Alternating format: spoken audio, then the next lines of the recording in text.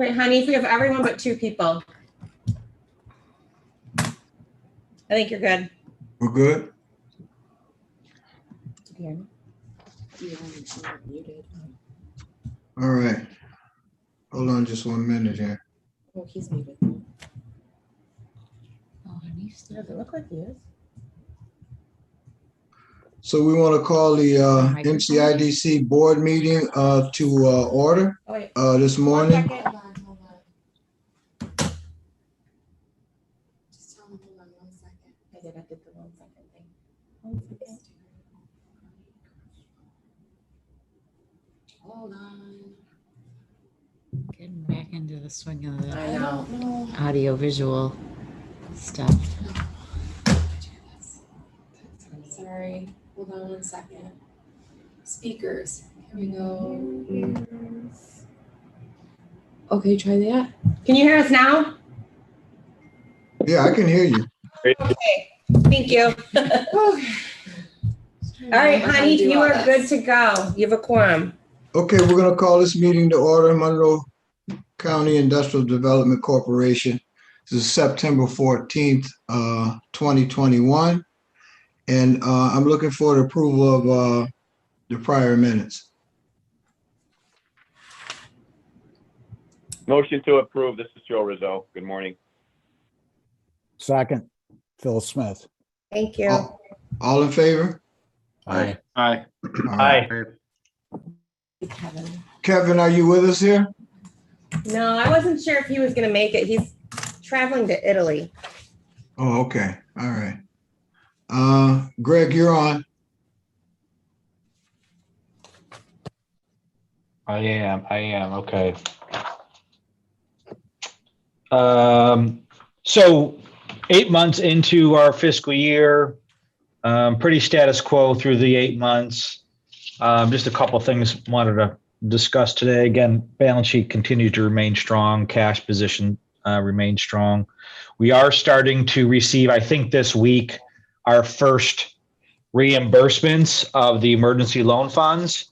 We're starting to get those funds back, from the county, and that will continue until we've received all of the 1.6 million that is outstanding. It actually may be more. There's some accounting because some companies have paid back, but it in whole we'll get reimbursed all of the outstanding loans that are on our books. How much so far, Greg? We haven't received the first pass. It'll be this week some point. Oh, okay. All right. That'll be this week. And then, like I said, hopefully we'll get this, we can, depending on the timing, like to get it cleaned up before year end for sure. But we'll just have to wait to see how the process goes here. And there's some paperwork and logistics, and because it's got to come to us, and then we got to, work with the companies to remove the loans and things like that. So that's in process.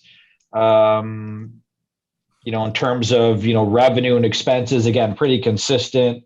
I think, one thing to point out is we are generating a little bit, a lot more in interest income, basically from the revolving loan fund. Remember last year we had our, about a $500,000 loan to an applicant in September of last year.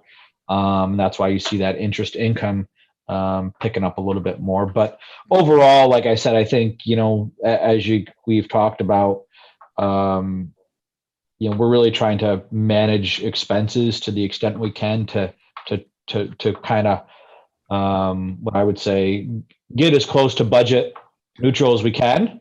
Again, we're working towards that, based on, the conversation and the direction we've had from the folks that we're really trying to get there. We're not all the way there, but again, our revenue is pretty consistent from year to year, except when we get a bond, funding in there. But in terms of our expenses, I think you can see we're making some progress. I think in 2019, our total expenses were about $825,000 through 8 months. Last year, they're almost $800,000 through 8 months. And this year, they're a little over $500,000 through 8 months. So again, slowly starting to try to match, expenses with revenue to get it back into a little bit more tightened financial area. So overall, like I said, our net loss or expenses in excess of revenue is basically half of what the budget was. And again, we continue to look at managing those expenses, and we'll continue to do that certainly throughout the fiscal year. Any questions for Greg? Okay. I'm sorry we have to start meeting like this again. I know it was you all were excited about getting in traffic and coming down to the center this morning to have this meeting, but I'm sorry I didn't let you, sorry that we didn't allow you all to get out and get the fresh air this morning. But the next two items that we're going to have on here, we're discussing some grants here. And I just want to say before that we discuss these right here is that typically we vet these, get a recommendation from the executive committee, and we present these grants after we've laid eyes on them. That process is not with us today, and I think maybe the last few grants, it's been to where we have not been able to get the executive committee together. And I'm asking us in the future that we go back to the process that we approved in terms of approving these grants. And it makes it to where we get a couple of sets of eyes on them before, we take a look at them or deny them or approve them. So going forward, we're going to ask the staff to try to make sure that we get folks' schedules together and that these grant proposals get to us in a timely fashion. Is that agreed upon? Absolutely. Yes, you bet. Sounds good. Okay. So we have, is Matt with us here? Is he anywhere around? Yep. Is that him right there? Mhm. Is that his face? I haven't seen this guy in a long time. I see Yeah, the good to see name. you too, sir. See the face there, there it is. How you doing, Matt? Good, how are you? Can you tell us about the economic gardening request? Sure. First of all, we appreciate the support that you've given us for the past 2 years. And last year, we served 8 companies with the $50,000 that MCIDC provided. And hopefully you have in front of you a report that shows that we've had many companies who have expanded through this effort. Companies like Comtech, Echo Stinger, eHealth Technologies, Innovative Solutions.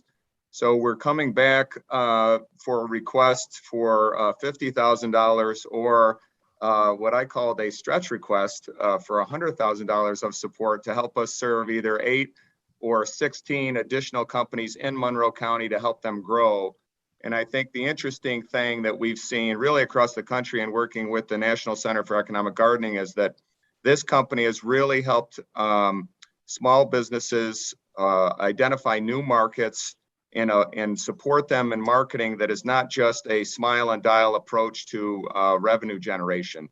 It's much more strategic, using search engine optimization, identifying products, bringing some publicity to their products as they've entered new markets in reaction to COVID to really help generate that revenue. And we see this as really a key recovery tool to help companies get back in the revenue mix and drive additional growth going into the future. So enlighten me here when we're talking about a stretch request. What is that? You've funded us at $50,000 a year for the past 2 years. So on the second page of our request for this year for 21 and 22, we just suggested that as we can serve 8 companies with $50,000, we can serve 16 with an additional $50,000 of support. Oh, okay. All right. So we have, we are at a point again, as we were, I think, with the first time you provided support to us, where we've got a number of good companies that we are just not able to serve because due to funding. So we've got some good companies that are kind of in a parking lot holding pattern with us right now. And due to funding, we lost some support from Empire State Development, $100,000, and we picked up some support from ESL and the Konar Foundation, but not enough to make up for the loss of that. So Matt, this is Phil Smith. Do you go to your members as well and ask them to support this effort? Yes. We ask just about everyone. And they decline? And again, even for, GRE, like every organization, has been impacted by COVID. So we've had some additional support through the past year, and we've lost some support from some companies that have also been impacted by COVID, especially some of the bigger firms and developers that, do a lot of retail business, as an example. So we're doing that, but we just haven't made up that $100,000 from Empire State Development, that loss.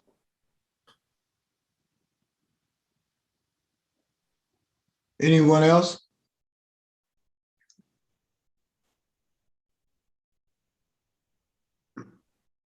I'll speak up. This is Anna. As you all may know, I worked at Greater Rochester Enterprise prior to joining the county, and I worked on the economic gardening program.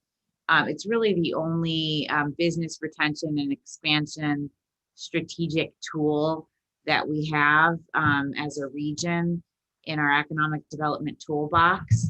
And by partnering with GRE on economic gardening, it allows us to extend Monroe County's influence beyond our existing standard, economic development incentives to provide BR&E strategic research to small and medium-sized businesses. And also, as Matt mentioned, through their sponsorship partnership with ESL, the program has expanded its focus to really hone in on MWBEs, and that will continue to be a priority going forward.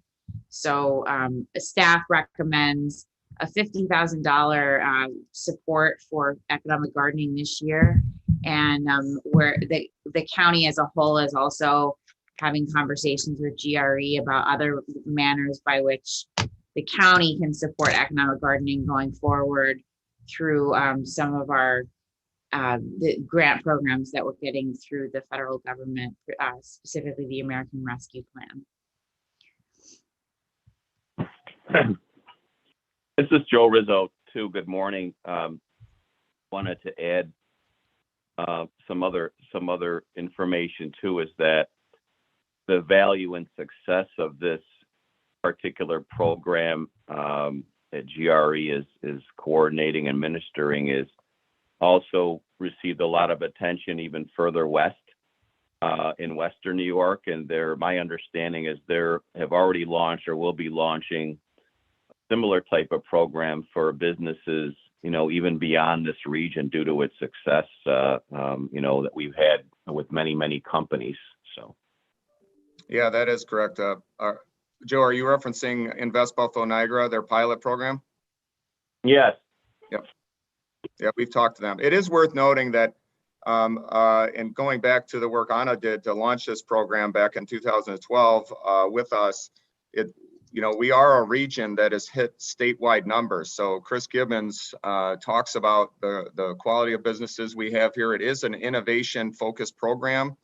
And these companies who account for about 15% of the businesses in a region support about 40% of the job growth. So the second stage companies are really the key to supporting local small business growth. And we feel that the recovery effort really fine tuning and focusing on these companies, especially MWBEs, as Anna suggested, can help us really kind of turn the corner on business retention and expansion. And at the federal level too, there are a lot of eyes, kind of, so to speak, looking at Rochester in terms of innovation and technology in the creative class. So it aligns very well. Anybody else? Okay, so let's lay this out here. The request is for $50,000 for 1 year and another 50,000 stretch to do 8 more companies. So it's $50,000 to do 8 companies, $100,000 to do 16 companies, right? Yeah, that would go into 2022, but as I don't want to get in the mix of Anna's suggestion, so I think I don't know if Anna, if you want to clarify what you want to do. Oh, staff was recommending another $50,000 support for economic gardening this for 2021. This furthers, and then we will bring it back to the board in 2022 as well. I'm not sure if it was mentioned, but we've been supporting economic gardening now since 2019. So this will be our 3rd year supporting the program at the $50,000 level.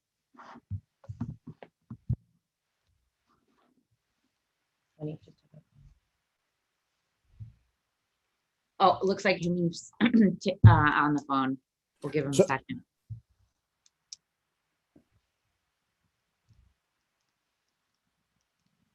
So this is Phil Smith. I'll move we approve the $50,000 contribution grant, whatever you want to call it. It's Peter. I'll second it. All in favor? Aye. Aye. Any opposed? Any abstentions? Zach will abstain. Zach will. We have abstention. Okay. Well, it looks like it carries, Matt. You can get on with your day there. Thank you. It's good to see you all again. I hope All we right. see each other in person soon. All right, thank you. Just one moment, Hanif. This is Minash from Hair Speech. Did Zach's? Yeah, I abstained. Okay, just want to make sure it's on the record. Thank you. Thanks, Ben. Thank you.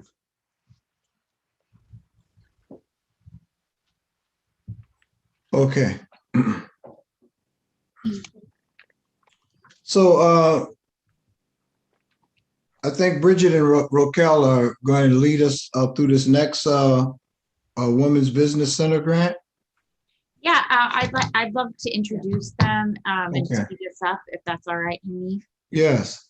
Thank you.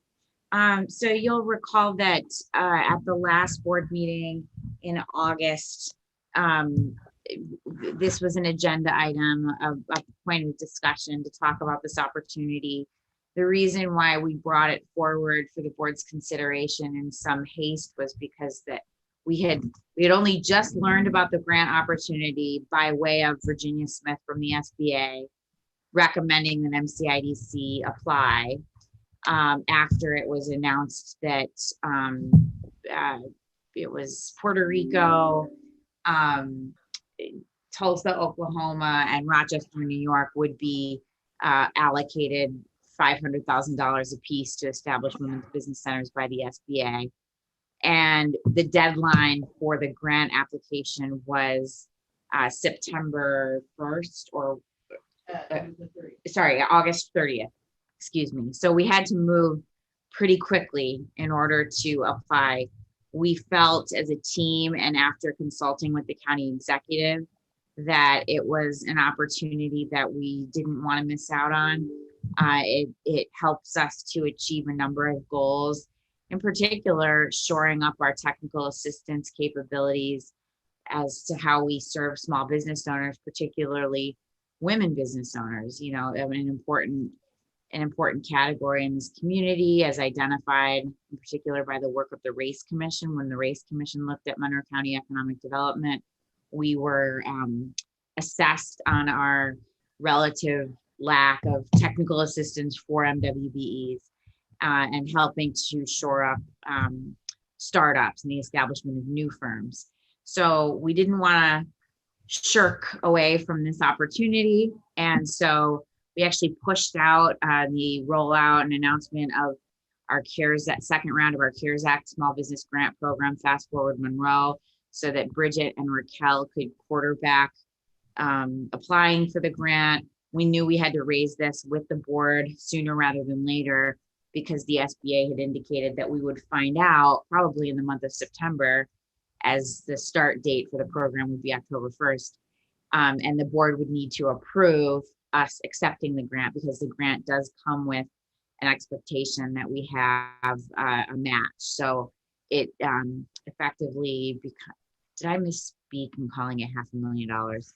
It's Total over it's 5 a years. total $500,000 over 5 years. So but MCIDC would match. We looked at our numbers and determined that really thanks to the fact that the county through the CARES Act is making MCIDC whole in its loan program, turning those emergency COVID loans into grants effectively.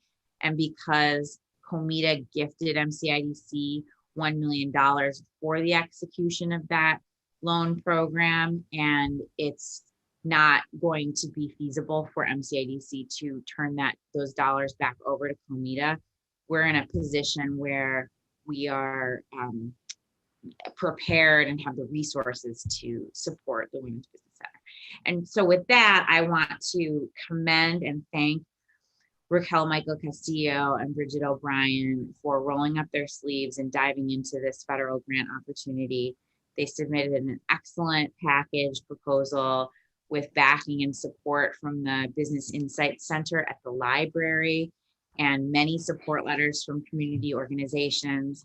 And we've had a lot of back and forth in the last several days with the Small Business Administration, asking us some very mundane questions about the application, making us believe that they're really giving us a good hard look and we feel good about it. So I want to give Bridget and Raquel the thanks they deserve, opportunity to speak about this a little bit, answer questions from the board, and then we can have some dialogue about how the board feels about the program and how you might want to move forward and proceed should we receive the grant.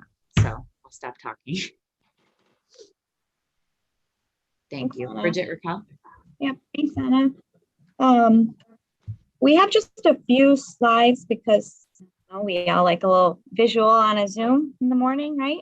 I'm going to just start there. 1 second here. Let me share my screen.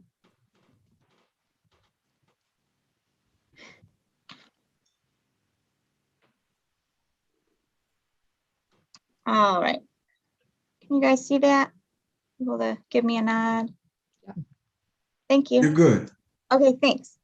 So I think that we provided a little bit of information kind of along the way, but just to kind of back up a little bit to give some context, because Raquel and I, in doing this project, we learned a lot more about what women's business centers are and what kind of how they are situated within the SBA infrastructure. So I thought that might help add some context. So women's business centers are a program under the Office of Women's Business Ownership at the SBA. And that office was organized back in 1979, specifically to empower women entrepreneurs through advocacy, outreach, education, and support. So that office provides various technical assistance, counseling, training initiatives. So the women's business centers themselves, there's approximately 135 right now, almost in every state. There's been a recent push for some additional based on need, and kind of the main function, the requirement by statute really is that these centers provide one-on-one counseling, training, technical assistance, mentoring to entrepreneurs. So at a high level, that's what the statute said that the centers need to provide, although every center tailors its service just to the specific community that it's in. So it's community need based for the actual programming and events.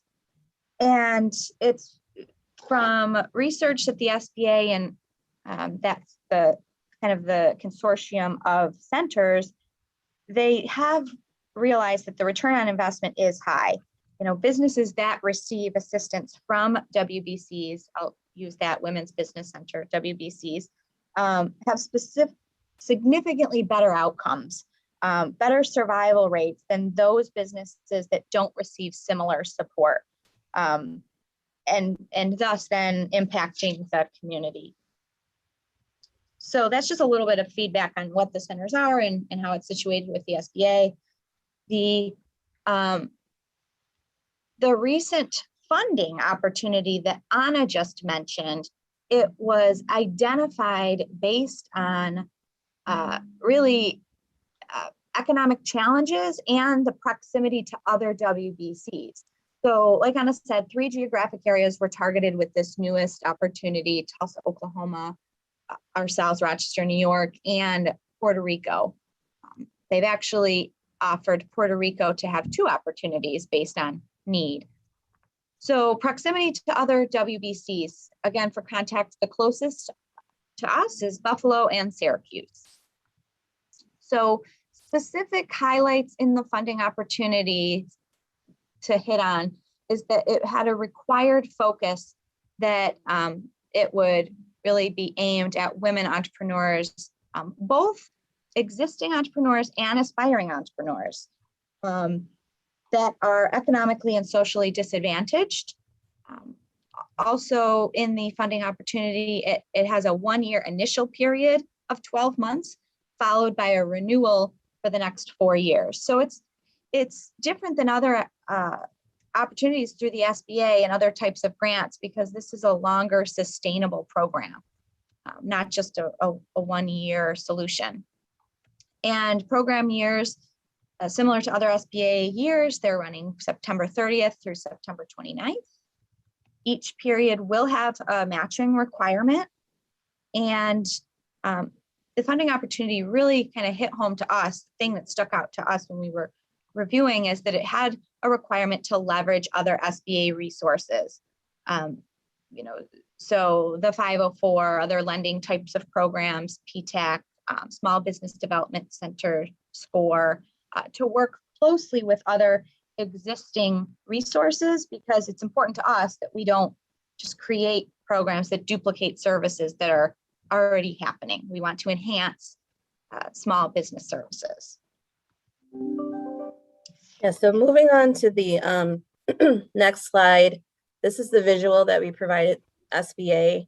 And so we're unique in a way, our structure with CMEDA, MCIDC, and other departments in planning and development. And so this is our way to visually show how we would leverage SBA resources. And then also propose that MCIDC, being the 501c organization, to house the Women's Business Center, especially with it aligning with the MCIDC mission of retaining jobs and creation of jobs. So here you'll see the 504 program listed in PTAC. Those are this particular 504 resources that we can give a quote unquote one-stop type of service to women entrepreneurs. And then you'll see the Women Business Center, and then Bridget and I named to run the center. The other resources that we plan on using is also from the Diversity, Equity, and Inclusion Department from the county. And so it was a unique also for us in terms of if anyone else was applying for the grant that we brought up through our proposal, the local opportunity for procurement. So there'll be a Monroe County level procurement opportunities for MWBEs, which we can leverage as well. Bridget mentioned the matching requirements as well as Anna. So this is just a quick grid to indicate what the minimum matching requirement is. And so for year 1 and 2, there's a 1-to-2 ratio. So every dollar that we invest, the SBA will put in $2. So it's a minimum of 75,000 up to 150,000. And then year 3 through 5 is the up to the total amount. So 1-to-1 ratio of up to 150,000 matching with 150,000. So lastly, we just want to hit on just some highlights.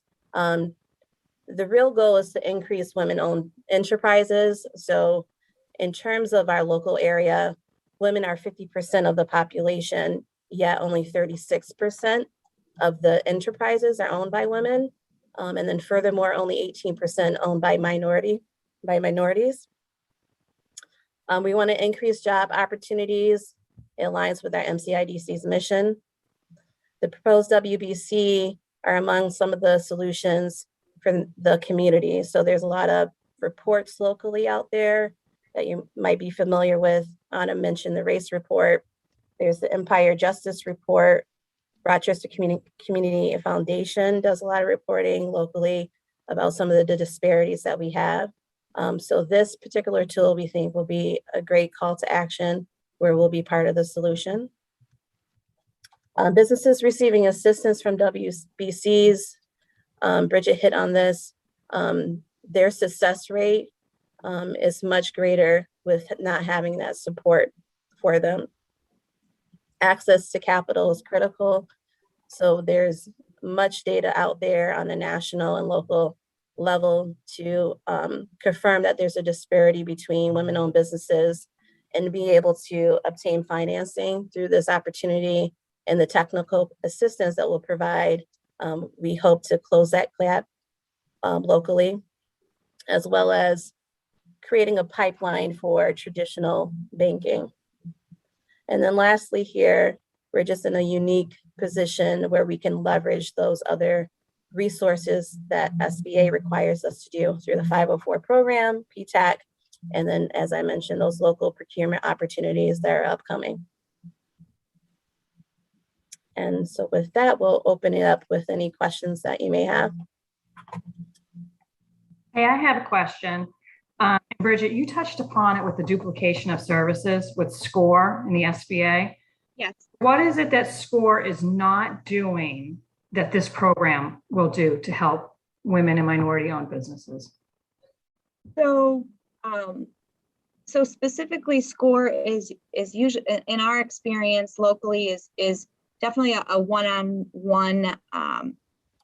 They also provide general education, one-on-one counseling for mentorship and guidance, as well as I believe a monthly type of general training. Part of our proposal is to, that we submitted, was to do a census of kind of classes that are offered, specific resources that are offered, and in the area, working with existing organizations like SCORE, and ensure that we either partner along with them or offer completely different educational opportunities. And I'll just hop in on that as well. So the difference as well is that this particular requirement from the SBA is that we focus on the socially and economically disadvantaged women businesses. So with the proposal that we submitted, we highlighted some of the challenges for those communities. We talked about just the transportation to get some to the areas. And so we proposed traveling to community establishments, going into the community and providing these services. Also, there's a digital literacy and just a digital disparity where people don't have access to computers. So we made a proposal to make sure that everything that we have on the website is mobile friendly, because most likely people will have their mobile phones. And then just peer advocacy. So we know we need to come into the communities and be a trusted resource for the community. So just early on, having those one or two businesses that we work with that can advocate within the community and provide the peer support. Part of the equity plan of the county also too. For outreach rather than response. So the SCORE, you really need to see them out. So let me understand the funding again. Is that we do this every year, 150?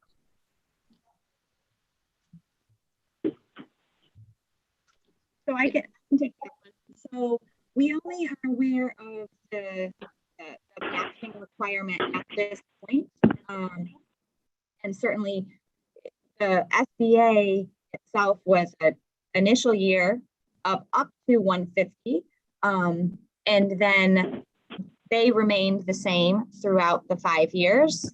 Our matching requirement is a minimum of $75,000 for the first 2 years, and then 150 for the rest. It goes to a ratio of 1-to-1.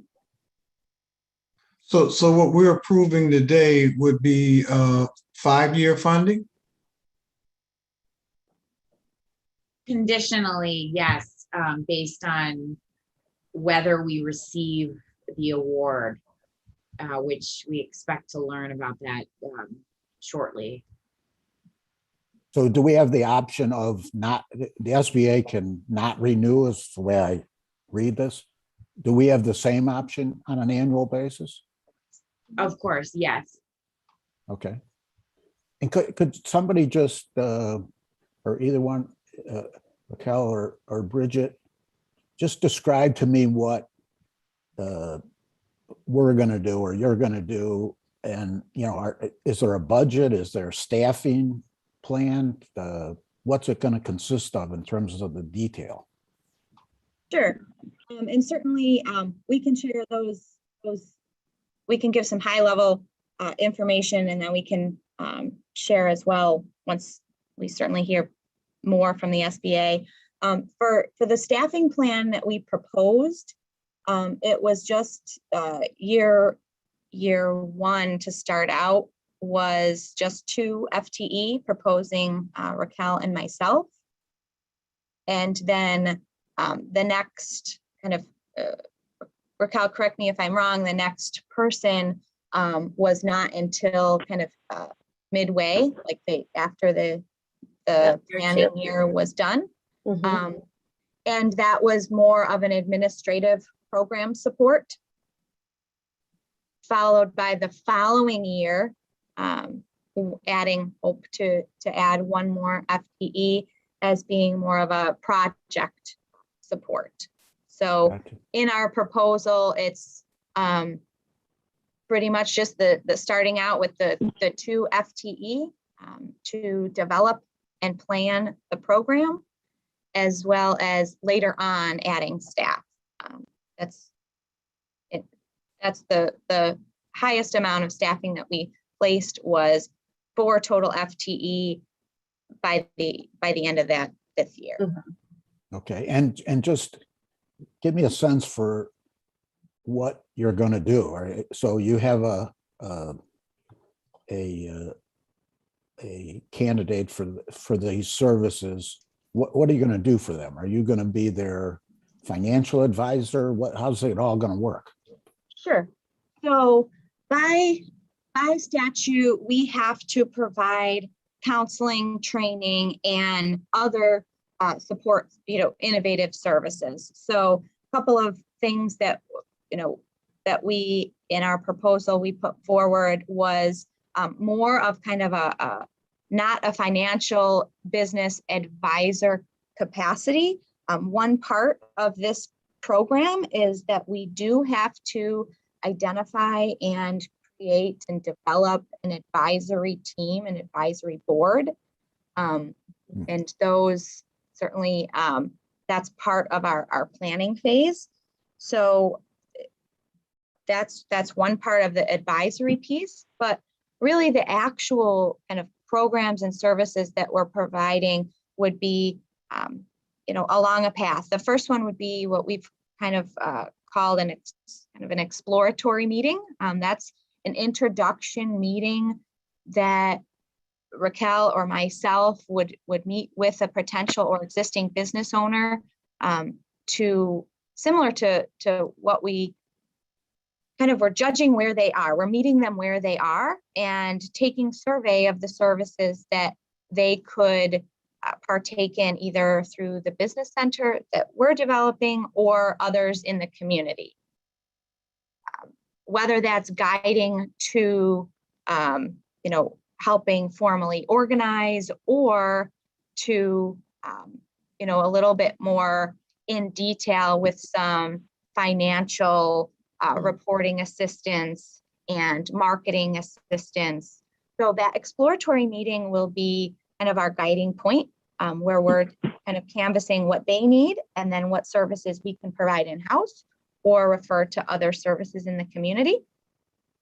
Then they qualify, then after that, they qualify to submit a loan, right?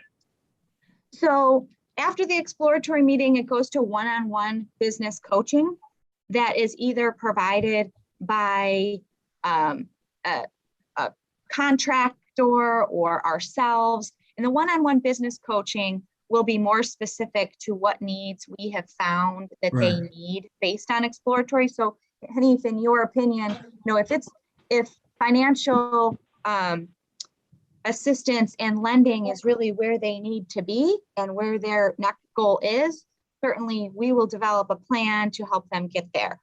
Whether or not it's, helping with some projections and financials, or if that's, working with a partner in our community to provide those as well. Yeah, our function is to get them ready. So when we think about, in this part of this is why the SBA is probably funneling this money, is that with PPP loans, EIDL loans, other grant opportunities, and just access to credit, they're just not ready in terms of documents, further along in their business development, their financial statements, preparation, their own analysis of the business. So just to get them ready for those opportunities, to your point, Hanif, to get the loan. Okay. Any other questions? I did like the presentation. Has a lot that is in it, and personally, I think that it's needed. So we need a motion to accept this grant proposal for the small business, for the Women's Business Center. I'll move that, Phil Smith. We need a second. I'll second. Okay, Chris, all right. All in favor? Aye. Aye. Aye. Any opposed? Okay. Any abstain? It's abstentions at all? Okay. Do we think we're gonna get it? Yeah. Feeling good about it. And it's, again, thanks to Bridget and Raquel's hard work, and because MCIDC has a great existing working relationship with the SBA because of Lydia's long tenure with the organization managing our SBA portfolio with the 504 loans. So this is a natural progression, and we're feeling confident. Yes, we'll let you know ASAP if we find out. It might be this week, it might be next. Okay. Well, listen, congratulations, and I hope that we're successful in doing this here. This is a program that is much needed, and certainly I support it, and anything that I can do, let me know. And I will try to assist in any way possible that I can. So we're finished there. We're going to go to Redco now, the portfolio transfer. This should be exciting here. This is something that Lydia has worked very, very hard on, her and Anna. And I guess we're going to need a motion to approve the transfer. So I'm gonna let them just bring us up to date of where we're at. But Redco could no longer do the 504 loans, and they wanted to transfer out of that business. SBA somewhat looked at us to somewhat take over that portfolio. So, ladies. Thanks, Hanif. I'm going to turn it over to Lydia Burr. We've reached a new stage in this ongoing process. We've got a formal resolution from Redco to approve the transfer. And take it away, Lydia Burr. Thanks, bye. Thank you, yes. So Redco has approved their voluntary withdrawal from the program. And we've included in the board, in your package, the portfolio listing, as it stands as of the end of August. So in fairly good shape, much better than it was when we initially saw it. And as they, that's good news. Did you take your mask off, Lydia? Oh, sure, yeah. So, the portfolio is in fairly good shape. The, the next step, assuming that the board approves the transition, will supply the resolution and a letter to our Rochester Branch District, and they will facilitate approval at various levels throughout the SBA. So it has to go to our district council, who I've had conversations with. She's very supportive. Very supportive. I was honored that she was as supportive as she was. Verbally to me on the phone, and then it then goes to Sacramento, which is the approving center. It then goes to Little Rock, or simultaneously it goes to Little Rock, which is our servicing center. And I believe we have good relationships with both those centers, and then ultimately to Washington, to the Office of Risk Management, which makes the final determination, and then the transfer would occur. So on September 1st, we had a meeting. I think a number of you were on that with Virginia, where she spoke. Virginia Smith from the SBA Rochester Branch. She spoke about the situation, and she was all attending. And here we are. So.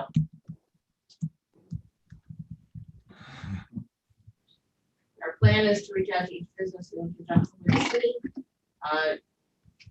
call on them, hopefully in person, COVID permitting, and then we'll facilitate the transfer of files over. Any questions for Lydia? Yes, Lydia, this is Ella.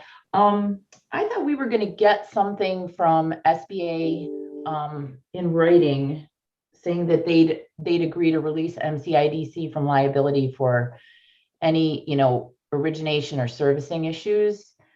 Will that be coming later, or are we being asked right now to approve this without getting that from them? I mean, I don't know that, it's under that voluntary surrender scenario where we will be held harmless. I can ask for additional information. We could, of course, can make our approval subject to that. The reality is that at this point, we're just a servicing agent. So we will, as we always have done, is service the loans, and we get paid for that as part of the monthly fee process. And then I think what you're referring to is that in our risk rating as a portfolio with the SBA, these loans are not considered part of that. So if the fundamental credit underwriting or the credit itself was not as substantial as our standards, that will not impede us going forward. So if there's a charge off as an example, that doesn't get charged against our risk rating within the portfolio.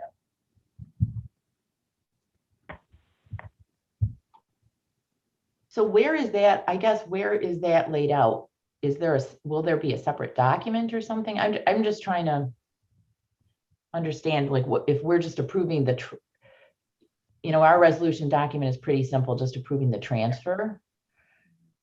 But I'm just wondering where all of those details are laid out and how we make it clear that our approval is subject to all of those conditions. Well, we can include that in our letter. I'm sorry, I didn't hear that last sentence, Joe Rizzo. We can include that in our letter that accompanies the resolution.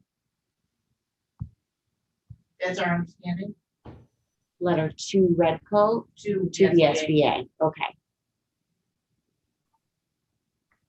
A few of us were online with Virginia Smith a little earlier in the month. And at that time, I thought that we got some assurances to your concern, Ella. But I think that if we state, I guess that concern within the motion, we'll have to have the SBA address that. If our motion today says something like in lieu of, or, we accept this transfer or whatever, we'll see if the SBA approves us to accept the transfer. And I think they'll have to accept those conditions. Am I correct on that, Lydia? Yes. Yeah, we just put it right in the motion. Yep, that's fine with me. I just wanted to make sure it was, memorialized somewhere. Right. Yeah, and I think, go ahead. I think that if we memorialize it there, then they can tell us, say, oh, no, we got to hold you responsible. Because I did ask the question, are there any outstanding delinquencies or what have you? And I think they said that they had maybe one or two and that we would not be responsible for that. So, This is Joe Rizzo. I think we need to just, I agree. I think we need to just tighten that element up that we're talking about here. So it's very, very clear. So nothing comes back to us at all on this transfer. So let me see if I can word it here. A motion to approve the transfer of Redco to their loan portfolio.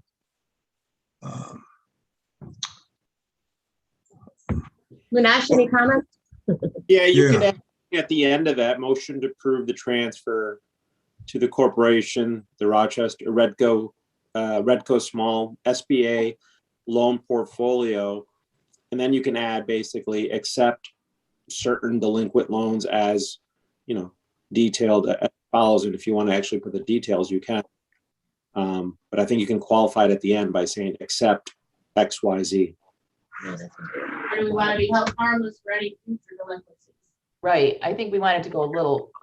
Or whatever. Yeah, some broader language. I think it should be a little broader, subject to SBA releasing MCIDC from liability. From liability? Relating to either origination or servicing of the loans. I think that would be even more broad. I like that better. We are accepting servicing responsibility. I mean, that is part of the. Right. Servicing up to the point of transfer of the loan. Yep. Yep. That would work. Okay, write it up and let's read it out real quick. I'm a little lost, so we have to. No, I know, but I want someone to tell me the exact language. So I have motion to approve the transfer to the corporation, the Rochester Economic Development Corporation Small Business Administration Loan Portfolio, subject to being held harmless. Is that the wording? I'd suggest something like to the effect of subject to SBA releasing MCIDC from liability for loan origination or servicing liability to the point of transfer of the loans to MCIDC. And I think that accurately reflects what we all agreed to and what I think Virginia was willing to do as well. And I can understand they can't provide that to us now, but our approval would be subject to that. Do you have that, Robin? I missed the last part. Subject to SBA releasing MCIDC from liability for loan origination and Servicing to the point of transfer. Okay. To MCIDC.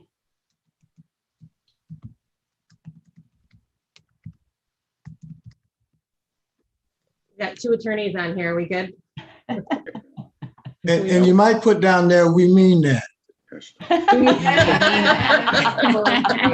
All right. So read the motion once again, and then we're going to ask that someone move that motion and second it. Read it again, Robin.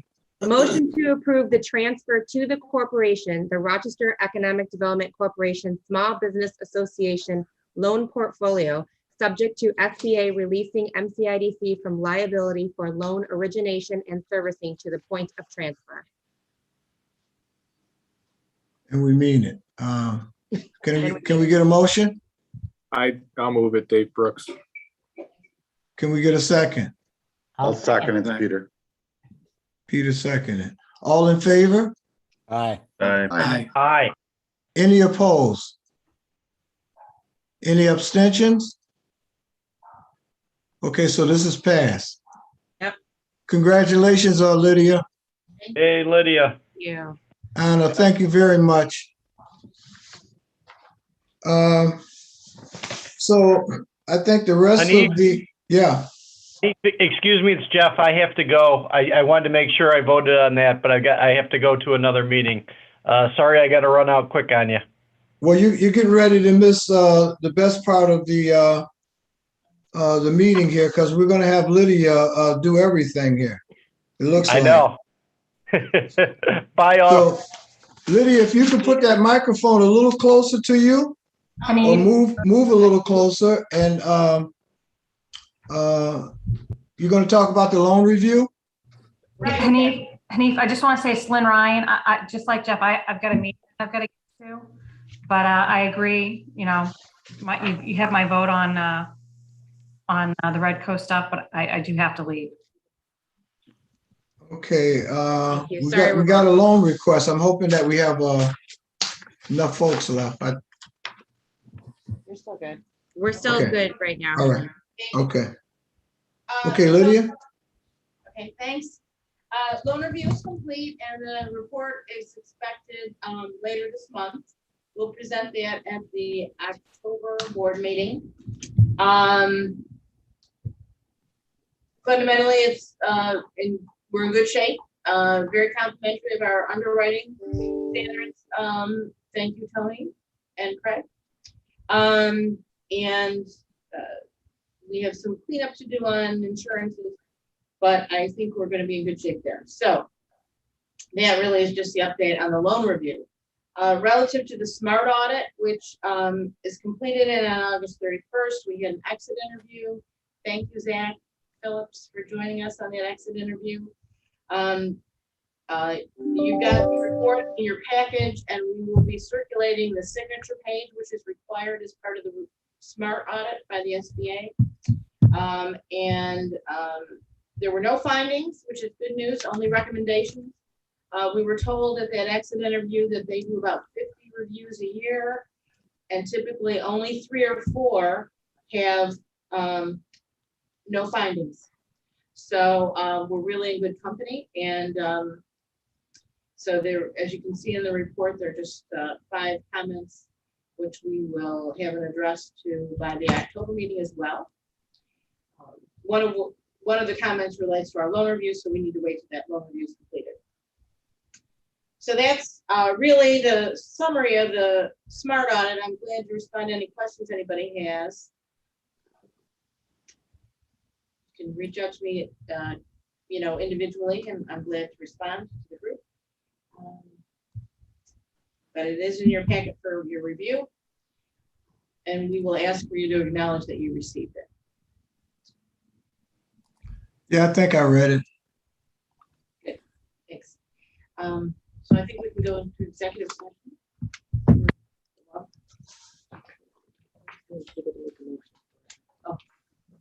Can someone make a motion to go into executive session? Yeah, we got a loan request here. We need a motion to go into executive session. I'll move. Second. All in favor? Aye. Aye.